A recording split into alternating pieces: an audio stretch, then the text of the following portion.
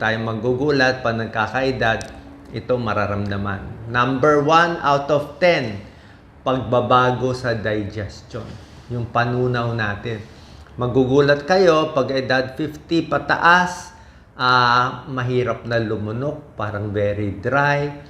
Pag kumain tayo ng marami, hindi na matunawan. Dati kain-kain naman natin kumain, mas constipated, mas matigas na yung pagdumi. Ano nangyayari?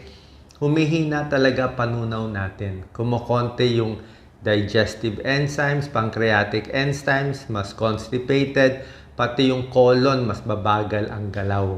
Okay? Kulang sa exercise, kulang sa tubig. So ano gagawin natin? Paghihina panunaw, dahan-dahan ng kain. Mas mabagal, tsaka mas malalambot yung kakainin.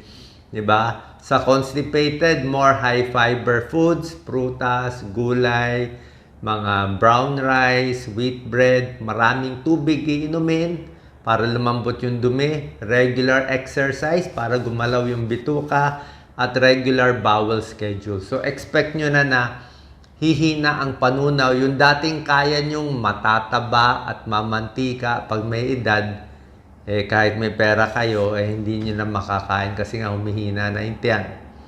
Number 2, sakit ng nagkakaedad, bones. Mas mahina ang buto.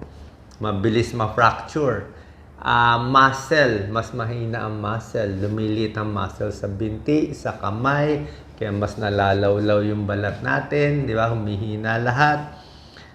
Joints, mas masakit yung mga arthritis, mas walang balance. So, muscle lumiliit, buto, yung joints, mas may arthritis, mas pumapandak, mas nakukuba pag tumatanda, mas sumasakit yung mga buto-buto sa leeg, kasama po sa pag-edad. So, kailangan natin, para tumigas yung buto natin, exercise.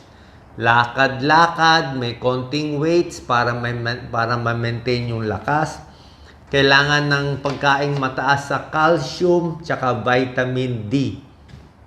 Calcium, dilis, broccoli, tofu, dairy products, gatas, yogurt, calcium supplement. Vitamin D sa araw. Sa itlog, may vitamin D, tuna, itlog. Okay? So, para lumakas yung bones and muscle natin. Number 3, organ na nanghihina. Puso, tsaka mga artery nagbabara. Opo, tunay yan. Ang nangyayari, bilang internist cardiologist, alam ko yan, na pag tumatanda yung tao, kahit minsan edad 50 pa lang, parang mas hinihingal na kasi nga tumitigas yung puso. Yung puso, pag bata, malambot, maganda yung pumping. Pero pag tumatanda, matigas na. So, pag matigas yung puso, nangyayari, mas hirap na siya mag-pump. Mas hingal. Yung tibok ng puso mo, mas mabilis. Dati, ang tibok ng puso mo, baka 60 to 70 beats per minute. Pag matanda na, magiging 80 to 90. Sabihin, mabilis na. Sabihin, hirap na siya. Mas high blood din pag nagkakaedad. Okay? Mas prone na ma-heart attack, pati mga ugat. Pwede na magbara-bara. So, paano gagawin?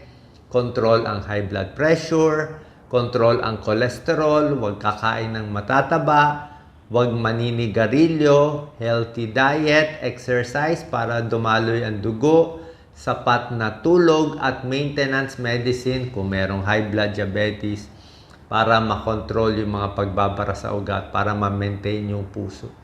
Okay? Number 4 na mga sakit na darating, bladder and urinary tract. Yan, pantog, urinary tract. Pag bata tayo, di ba, bira lang tayo umihi.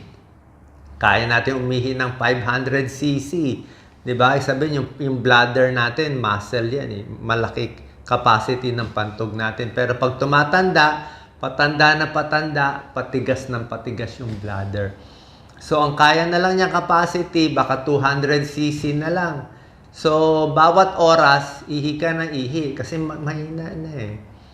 'Di ba? Tapos, may prostate problem pa. May bara pa yung mga lalaki. Lumalaki prostate. So, mas hirap umihi, mabagal yung ihi. May urinary retention, naiiwan yung ihi. Sa babae naman, mas nagkaka-UTI pag matanda. Minsan, nagkaka-prolapse. Diba? marami ring problema sa pag-ihi pa nagkakaedad. Madalas din mag-infection. So, ano gagawin natin? Huwag magpapataba, mas overweight, mas hindi maganda. Huwag constipated. Pag constipated, umiire, hirap din sa pag-ihi. Maintain healthy weight. Okay? Tapos, minsan, binabladder training mo, parang sinasanay mo pa rin mapuno yung pantog. So, kung every hour ka umiihi, try mo i-maintain every 2 hours. Medyo titiisin mo na medyo mga 300 cc, expand yung pantog bago mo iihi ng todo. O minsan ginagawa ko, double urination. Pag umihi ka, pahinga ka ng 30 seconds, 1 minute, umihi ka ulit, double. Ibig sabihin, may pangalawa pa, sabihin hindi na uubos kasi nga, hindi na ganun kalakas yung bladder natin. Number 5, problema ng edad 50 pataas at mga senior, utak. Mahina na memory, mahina na mag-isip, mabagal mag-isip. Nakalimutan mo pangalan ng kaibigan mo, hindi mo na maalala pangalan ng mga gamit. Pag tinatanong ko yung mga seniors, pag nagle-lecture ako, kailan nang hina yung isip nyo?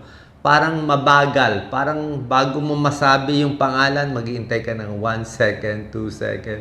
Sabihin nila, nung nag-60 years old ako O yung iba, nag-55 years old ako, parang humina na.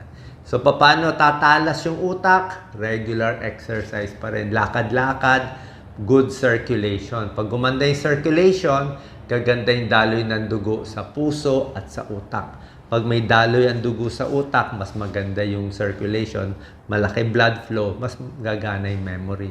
Bawas stress, okay? Bawas depression, nakakabawas siya ng memory. Healthy diet, fruits, vegetables, para hindi magbara sa utak. Iwas sa mga matataba, sa fast foods, nakakabara ng ugat yan.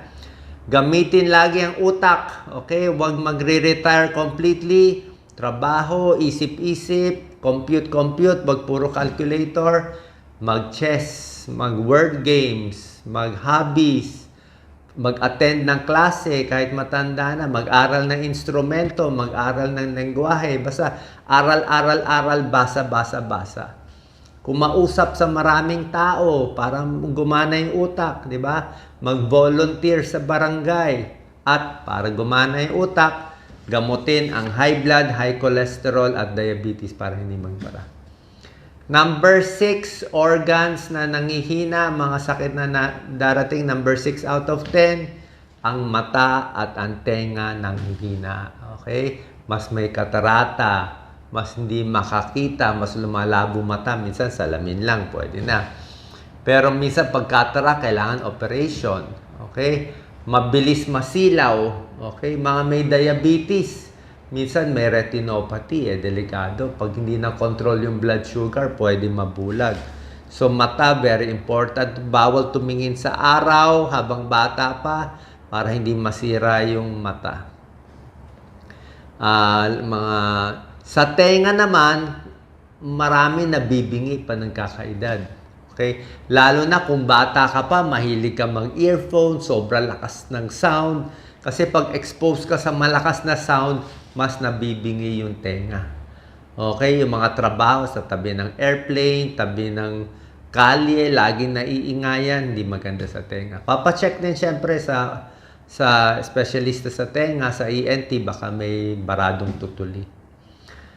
Pag walang choice, may hearing aid, di ba? Number 7, nanghihina, nasisira, ipin at gums.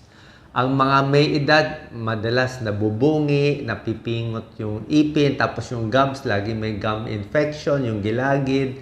Mas nagre-recede, bumababa yung gums, mas na-expose yung ipin, mas nasisira yung ipin. Pag nasira ang ipin, hindi na siya makakagat. Paano siya kakain ng isda, ng manok? Diba? So, pag wala siya makain, lalo siya manghihina. So, kailangan yung ipin, very important. Tsaka pag may gum infection, delikado pwede pumunta sa dugo, pumunta sa puso. Pwede kumalat yung infection mula sa ipin, papunta sa dugo. Paano gagawin sa ipin? Magto-toothbrush lagi, magfo-floss, dental floss, at bisita sa dentist regularly every 6 months. Number 8 out of 10 na nagkakaproblema, balat. Okay, alam niyo naman yan, wala tayong magagawa sa balat. Nagkaka-wrinkles, nagkaka-eye bags, bumabagsak ang muka by gravity, babagsak rin yung sa leeg, mas kukulubot, mas maraming ugat, nagbavaricose. Ano pa ba? Maraming age spots lumalabas pag tumatanda, maraming itim-itim, brown-brown, o mga pula-pula naglalabasan. Maraming skin tag, yung balat-balat naglalabasan pa ng kakaedad. Kasama yon. Pero syempre, babantayan mo. Pag nunal, lumalaki, baka skin cancer, binabantayan. So, anong gagawin natin sa balat na tumatanda, na numinipis ang skin, wala ng fatty tissue, parang hindi na siya ganun kalambot yung mukha natin. So, dapat lipat ka na sa mild soap. Mas mild na yung soap. Huwag na matatapang na sabon. Huwag ng maraming perfume.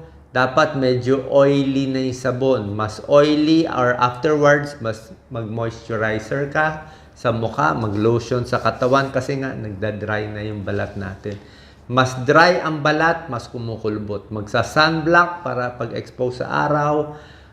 Magsuot ng sombrero, protective clothing para hindi masira ng araw ang balat natin. Okay? Number 9 out of 10 problem is tumataba. Okay? Yan ang problema ng karamihan. Pag nagkakaedad, lumalaki bilbil, lumiliit yung muscle, di ba? Mas pumapandak, di ba? Kasi nga, hindi na pwede yung dating kain natin. Kung nung bata tayo, kaya natin kumain 2 platong kanin, di ba? Pero pag tumatanda ka na, hindi mo na kailangan 2 platong kanin. Kasi ang matanda, mabagal metabolism. Ibig sabihin yung galaw ng organs, galaw ng katawan, mabagal na. Pati movement, mabagal na. Diba? Kaya mas maliit yung muscle, pag tumatanda, mas konti na lang calories kailangan mo. So pag matanda, baka kailangan mong calories, baka 1,500 calories na lang o 1,700 per day. Pag bata ka, kailangan mo 2,000 o 2,500. So, pag minentain mo yung kain mo nung teenager ka sa kain mo ngayon, tataba ka. Hindi pwede ganun. Kaya ang secret dito, eat less. Yan ang secret na pampahaba ng buhay. Eat less, live more. Okay, mas konti ang kinakain, mas umahaba ang buhay. Kaya yung mga iba na nagfa-fasting, hindi kumakain sang araw, sila yung mas mahaba buhay.